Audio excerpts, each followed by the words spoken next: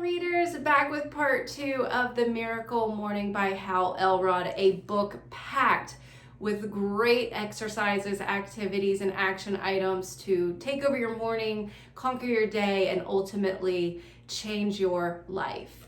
This episode, we are going to talk about the 7 causes of mediocrity. Hal Elrod explains the 7 causes, the 7 reasons that we get stuck, we get stagnant, we have a hard time getting ourselves into a new phase or changing, developing, and wanting to really take over and conquer our life. The first one is called rear view mirror syndrome. This is when we make decisions based on who we were instead of who we could become. We stay small because we remember past failures, pain, and patterns, and we let them dictate our life. You can glance in the rearview mirror, but you don't live there. Your past does not get to define your future unless you let it. It's super important. I always say it's important to see where the dust settles. So on past experiences, things that we've been through, it's super critical to go back and look, where did we learn? Where can we change? Where can we adapt and apply so that we can be a better future self instead of being stuck in the past? A lot of us call this victim-mindedness, right? The poor me, the world's against me, and it's everybody else's fault that I'm at where I'm at and not achieving my highest and best. So it's time to put that rear view away and face forward and focus on who you want to become. The next one is lack of purpose. Without a strong why, it's easy to drift. Mediocrity loves comfort zones, and comfort zones are fueled by aimlessness.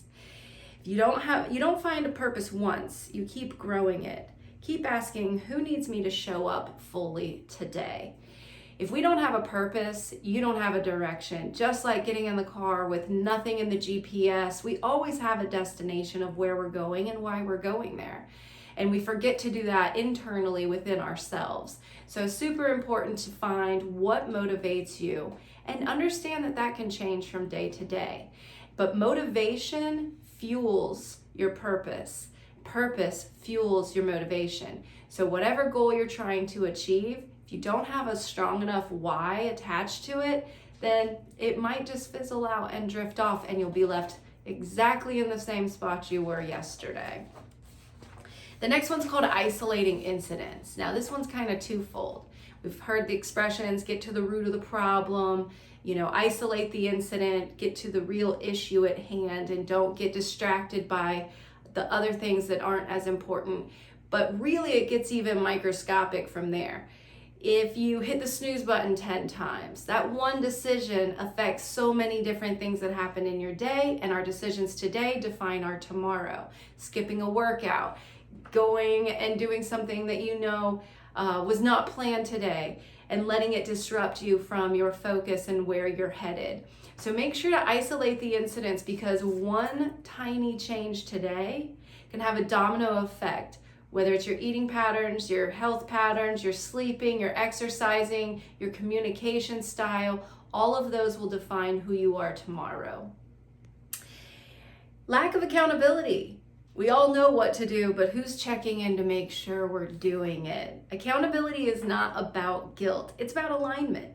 Find people who hold you to your highest standard, not your most convenient one. I always joke, don't make your accountability partner your best friend, your partner, your spouse.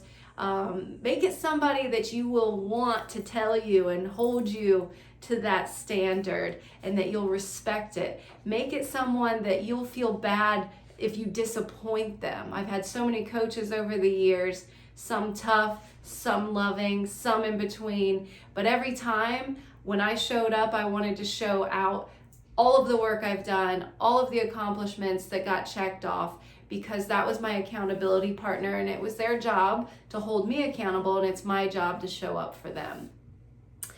The next one is having a mediocre circle of influence. We've all heard you're the sum of the 5 people you spend the most time with. So if you're spending time with people that make it okay for you to slack off, make you feel good about yourself when you're not trying that hard. Even though we might love some of them very dearly, you need to check your circle and make sure that these are people that are lifting you up, that are pushing you to achieve higher, that are expecting you to be your best self. So that way you'll show up that way. The greatest lesson is surround yourself with people who remind you of who you really are and who you're becoming, and then you will rise to the occasion. The next one is lack of personal development. If you're not growing, you're shrinking, period. Read, reflect, evolve. Growth is your responsibility, not anybody else's.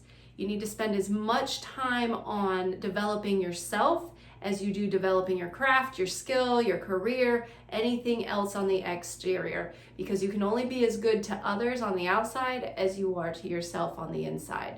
So just like you exercise your muscles, make sure to be exercising your brain, your mindset, your spirit, and make sure to keep those strong.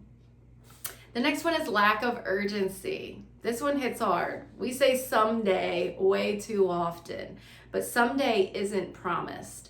Urgency is a love for your future self. I absolutely love that line. So start now, start scared, just start. And one foot in front of the other will get you faster there, faster anywhere than planning out long distance marathons.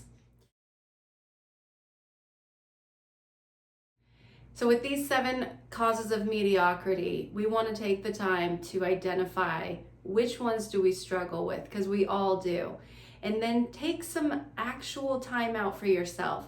Journal, reflect, meditate. Focus on how you're going to change these in your life and take them from being causes of mediocrity and keeping you stuck in a rut or keeping you complacent. Add them to the 6 lifesavers that we discussed in episode 1. And voila, you will be amazed at the magic that happens in your daily life and also the change you see in the people around you. Because what we do for ourselves reflects in others. So if you spend time loving yourself and healing yourself and bettering yourself, the people around you will also be following the same. And you'll see such a change in your whole world. Thank you for joining me with The Joyful Reader. I'm excited for next month's book, The Happiness Advantage. Please like, subscribe, and follow our Instagram page, joyfulliving.wellness.